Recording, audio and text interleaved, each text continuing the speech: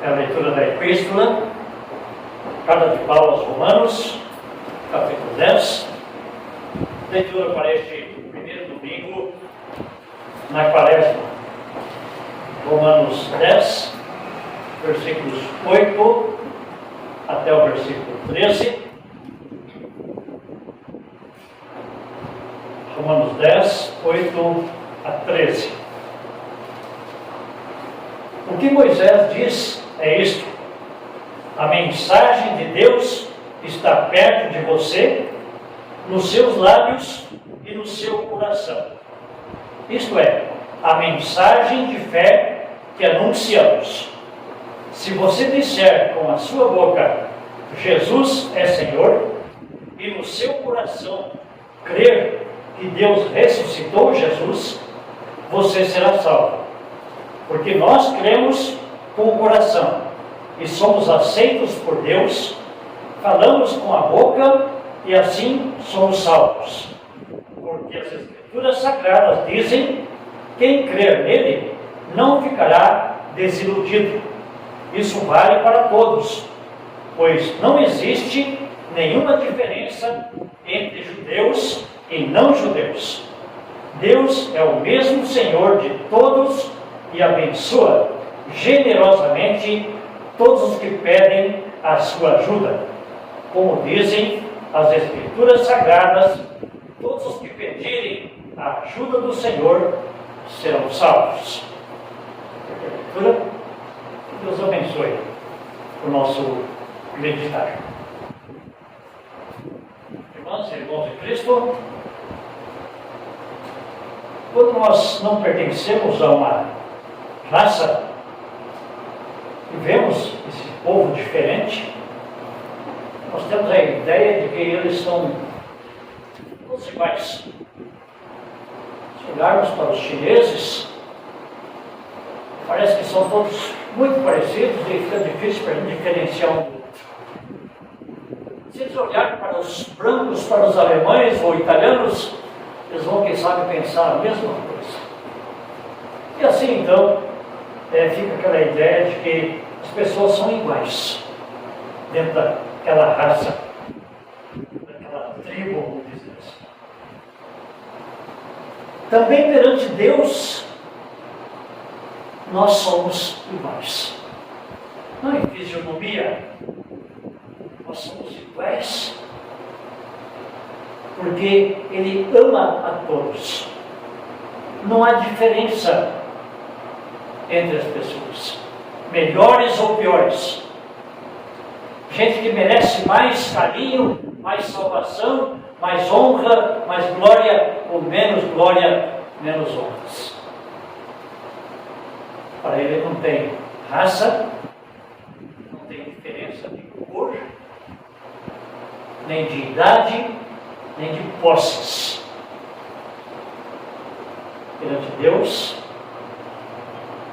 que nos ama a todos, nós somos, por um lado, igualmente pecadores, dignos de condenação, mas, por outro lado, por seu amor, por sua graça, e para o seu povo, aquele que cremos, somos todos igualmente salvos por este amor.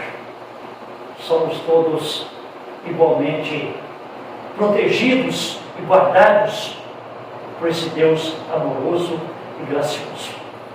Claro que Ele ama a todos e quer salvar a todos, mas aqueles que não creem nele ainda não fazem parte desse seu reino de amor glorioso.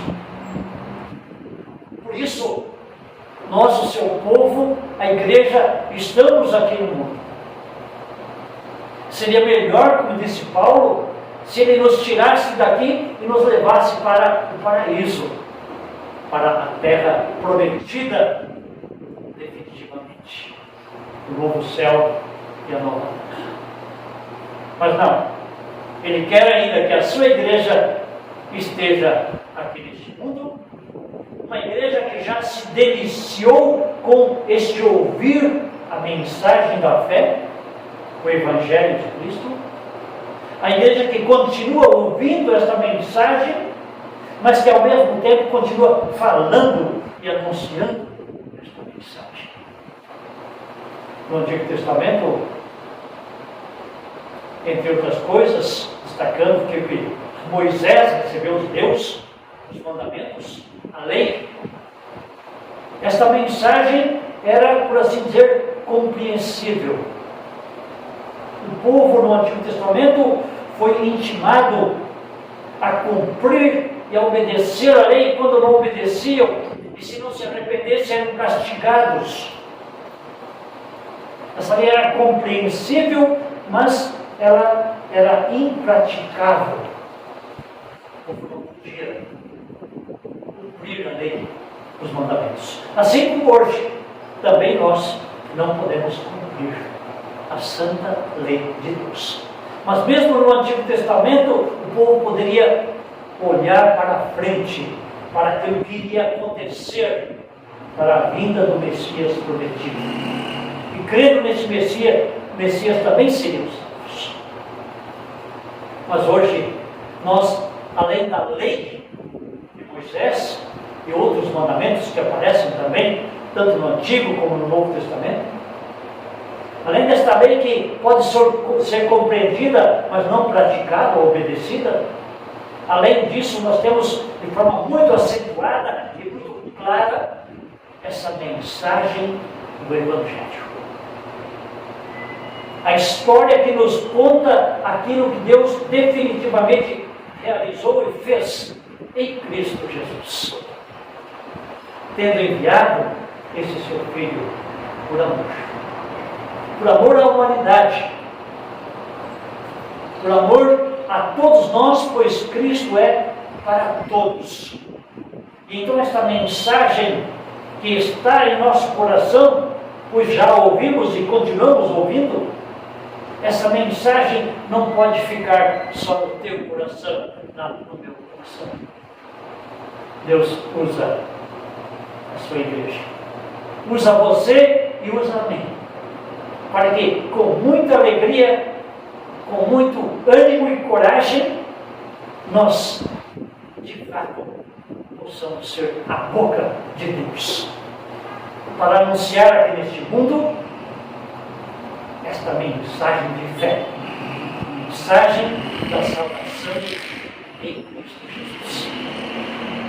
Anunciar não só falando, mas anunciar com atitudes, com os corações, com ações, enfim, com o nosso ser, com o nosso viver. Pois como diz Lucas 6,45, a boca fala daquilo que está cheio do coração. Se o teu e o meu coração estão cheios desse evangelho, da mensagem que vem pela fé, mensagem que se confunde com a palavra, com o próprio Cristo, o Cristo é a mensagem que mora em nosso coração. Se o nosso coração está cheio de Jesus, não há como não mostrar isso aí fora. As pessoas verão em nós que somos diferentes. As pessoas podem olhar para a igreja, para o povo de Deus e dizer: vede como esse povo se ama, como esse povo está feliz, como esse povo canta, como esse povo louva, como eles atuam aí no mundo, não tipo toma lá da cá, mas sempre em amor, amando inclusive o inimigo. E claro, nós falamos também, falamos com a nossa boca, pois esta mensagem sempre esteve perto de nós, e esta mensagem, além de continuar perto de nós, através de nós da igreja, ela está perto também deste mundo. Ela está neste mundo.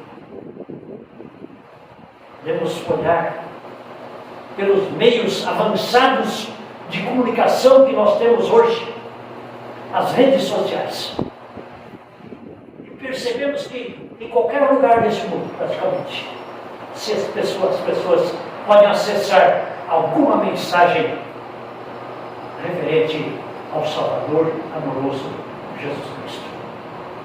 Mas isto não é tudo. Assim como no passado, No tempo de Moisés, a tradição oral, ou seja, as histórias do povo de Deus eram contadas de geração após geração, oralmente. Hoje também se faz necessário, e quem sabe isso é um problema para a igreja de nossos tempos. Fica mais cômodo ficarmos em casa assistindo, participando, assistindo melhor em casa, né? De um culto via online ou remotamente. Mas nada substitui o estarmos juntos. Nada substitui o olhar um no olho do outro. Ouvir e ver a boca mexendo. Participar do corpo do sangue de Cristo. Então este falar continua sendo tão necessário como nos tempos do Antigo Testamento. Este ouvir que nós estamos fazendo também é necessário de forma presencial, de forma concreta, para que a nossa fé, pela ação do Espírito Santo, possa ser sempre renovada, fortalecida, para podermos crer e também falar, agir no mundo como povo de Deus. 2 Coríntios capítulo 4, versículo 13, diz: cremos, por isso também falamos. Os apóstolos creram e falaram, os profetas creram e falaram, nossos antepassados creram e falaram. Nós cremos, por isso também falamos. Para citar um pouco Martinho Lutero, ele disse mais ou menos o seguinte: nós levamos a palavra aos ouvidos das pessoas, e Deus leva a palavra, a mensagem do Evangelho, dos ouvidos para o coração. Em outras palavras, Deus nos usa para falarmos, mas Ele próprio leva esta palavra para o coração das pessoas, para que elas possam crer. E por sua vez, também falar, também testemunhar. Ao mesmo tempo em que o nosso falar é um falar para o próximo ouvir, nosso falar também é confessar a nossa fé. Fizemos isto há pouco, confessando a nossa fé nas palavras do credo apostólico. E aqui em nossa leitura é dito que todo aquele que confessar que Jesus é Senhor será salvo. A palavra Senhor nos dá a ideia de alguém que nos comprou para si. Nós pertencemos ao Senhor Jesus, que nos comprou e nos salvou para vivermos a verdadeira vida já aqui e agora e finalmente estarmos no paraíso com todo o povo de Deus que aqui nesse mundo passou crendo, testemunhando, confessando e também clamando a Deus por seu amor, por seu perdão e por sua misericórdia. A salvação não é pelo compreender como nós podemos compreender a lei. O Evangelho nós nem sempre o compreendemos. Há coisas que não podemos compreender. Então a razão não vai falar mais alto do que a fé. No tempo da Reforma e antes dela havia esse problema. A filosofia tomou conta em grande parte do ensino dentro da igreja, a tal ponto de a palavra, a Bíblia, ser colocada meio de lado. Então Lutero vai brigar no bom sentido para que a palavra seja superior à filosofia. Ou seja, a fé fala-se mais alto do que a compreensão, o pensamento e a razão. Por isso, a salvação é pela fé. O justo vive pela fé. E esta fé que vai dizer que nós aceitamos aquelas coisas que nós não compreendemos e que estão relatadas aqui na Escritura Sagrada. Nós não compreendemos como é que Deus é um só em três pessoas. Nós não compreendemos como como é que Jesus fez aqueles milagres ressuscitando mortos e outros sinais mais. Não compreendemos como é que sua morte na cruz é válida para pagar o nosso pecado. Não compreendemos como ele ressuscitou saindo lá do sepulcro. Não compreendemos como é que ele está presente aqui com seu corpo e sangue na Santa Ceia. Podemos, quem sabe, citar ainda muitas outras coisas. Por isso, então, essa mensagem do Evangelho é uma mensagem da fé.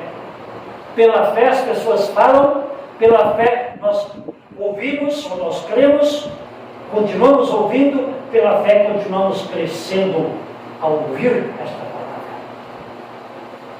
E firmados na fé, nós somos encorajados, movidos pelo amor de Deus em Cristo Jesus, para vivermos esta fé. Paz no coração, alegria em nossa alma, coragem neste mundo tenebroso, neste mundo que, por não terem ainda recebido esta mensagem de fé e de salvação, eles percebem o povo de Deus. Mas nem por isso temos medo, nem por isso nos acanhamos, nem por isso deixamos de testemunhar e de falar. Firmados da fé, nós não ficamos calados, nós agimos. A fé age, é uma ação em amor. Tiago 2,17 vai dizer que a fé sem obras é morta. Não posso dizer que amo a Deus se não amo o meu próximo a quem eu estou vendo, enquanto eu amo a Deus e não o vejo. Por isso, nós, firmados nesta fé, alimentados por essa mensagem amorosa que é o Evangelho, nós estamos longe de nos envergonharmos por causa deste Evangelho. Estamos longe de ficar acanhados e não testemunharmos a nossa fé com o nosso ser, com o nosso falar, no orar e tudo mais. Romanos 1,16 diz isso. Não me envergonhe do Evangelho, que é o poder de Deus. Nós que estamos na fé, não seremos envergonhados. A nossa fé não é uma ilusão, não é algo que foi prometido, foi escrito aqui na Bíblia e que no final não vai dar em nada. Não seremos envergonhados, não seremos desiludidos. Também, por outro lado, não estaremos envergonhados na presença do trono de Jesus, ou na presença dele quando ele voltar para nos resgatar e levar consigo para o céu. Estaremos diante dele de cabeça erguida, sorrindo, porque ele vai dizer para todo aquele que ouviu essa mensagem de fé, o Evangelho, permitiu pela ação do Espírito Santo, é claro, não disse não à ação do Espírito Santo, ele creu que Jesus é o Senhor, é o Salvador. Por isso os nossos pecados são perdoados e eu não preciso ficar de cabeça baixa diante de Jesus quando ele voltar. Não estaremos envergonhados. Envergonhados estarão aqueles que perseguem o cristianismo, como diz 1 Pedro 3,16. Os que falarem mal da boa conduta de vocês, do povo de Deus, como seguidores de Cristo, estes sim ficarão envergonhados. Os que perseguem o cristianismo com a fé cristã, estes sim precisarão estar de cabeça baixa, porque irão reconhecer que são pecadores e irão reconhecer que Jesus Cristo é o Senhor. Pela graça de Deus, isso já aconteceu com você e comigo. Nós cremos, nós ouvimos a mensagem de fé, mensagem do Evangelho que fala o que Deus em amor fez por nós através de Cristo Jesus. E pelo poder do Espírito Santo, nós dissemos aqui, confessando a nossa fé: eu creio no Pai Todo-Poderoso, Eu creio em Jesus Cristo e eu creio no Espírito Santo. Por isso, aqui, povo de Deus, a igreja espalhada pelo mundo inteiro, é um povo santo, é uma igreja gloriosa, é um povo que é igual perante Deus. Todos amados por Ele, todos salvos por Ele, todos perdoados. Por outro lado, olhando para o mundo de forma geral, e ainda de certa forma para nós, também somos todos pecadores. Mas o povo de Deus tem uma diferença. Os pecados do povo de Deus foram perdoados. Por isso somos um povo santo, um povo que adora, um povo que tem Jesus no coração, um povo que fala, um povo também que clama, que ora. No final da nossa leitura vai dizer: todo aquele que invocar o nome do Senhor será salvo. Juntamente com toda a nossa confissão, nós temos também esta arma, que é a nossa oração. E nesse tempo de Quaresma, de forma muito especial, nós reconhecendo nossa fragilidade, grande amor de Deus, nós nos colocamos sim de joelhos diante dele, reconhecendo que foi por nós, por ti e por mim, e somos nós também os culpados pela morte do Senhor Jesus. Mas ele fez isso porque nos ama, então nós clamamos por misericórdia, por perdão, por amor. Clamamos para que a sua palavra de fato seja anunciada através de cada um de nós, o nosso ser, conforme nossos dons, conforme a nossa capacidade, falando, agindo, orando. Deus, nesse tempo de Quaresma, conceda também a nós, a sua igreja, muitas oportunidades de podermos ouvir o seu Evangelho, claro e puro, para que nossa fé não só seja mantida, mas se renove, cresça, e que assim, renovados, fortalecidos, também nós falemos e também nós possamos clamar ao nosso Deus por salvação, misericórdia, perdão, ao mesmo tempo em que agradecemos e louvamos por tão grande amor e misericórdia. Amém.